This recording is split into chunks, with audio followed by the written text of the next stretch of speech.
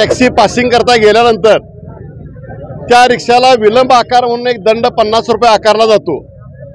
हा दंड जर समजा एखादी रिक्षा कुठल्या अडचणीमुळे एक महिना जर काय पासिंग केली नाही तर त्याला 1,500 रुपये दंड होतो। आणि ही रिक्षावाल्याला अन्यायी दंडाची रक्कम आहे ही सहन केली जात नाही आहे। या बाबतीमध्ये हायकोर्टनं आदेश दिलेला होता की अशा प्रकारची दंड आकारणी करू नये म्हणून, पण तो स्टे होता। तो स्टे उठल्यापासून महाराष्ट्र शासनानं ही दंड आकारणी सुरू केलेली आहे।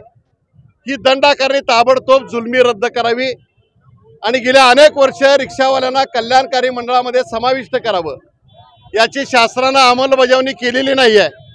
विधानसभेच्या अगोदर याची अंमलबजावणी करावी आणि या देशामध्ये असंघटित कामगारांच्या बद्दल केंद्र आणि राज्य सरकारनं कायदा केलेला आहे। या कायद्याच्या आधारे माझे जे मालक सोडून जे चालक आहेत ते लाखो चालक या महाराष्ट्रामध्ये रिक्षा चालक आहेत, त्यांना असंघटित कामगार म्हणून त्यांना त्या ठिकाणी घोषित करावं, म्हणजे त्यांच्या मुलांना बाळांना वैद्यकीय सुविधा 5 लाखापर्यंतच्या मिळतील, त्यांच्या मुलाच्या शिक्षणासाठी काही पैसे मिळतील, अशा प्रमुख मागण्या आम्ही या ठिकाणी घेऊन जात आहोत।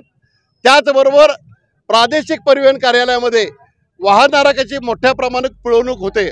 आज हा मोर्चा आम्ही माननीय कलेक्टरांच्या समोर नेतो आहोत, कारण आरटी बोर्डाचे अध्यक्ष म्हणून माननीय कलेक्टर या कोल्हापूर जिल्ह्यामध्ये काम करतात।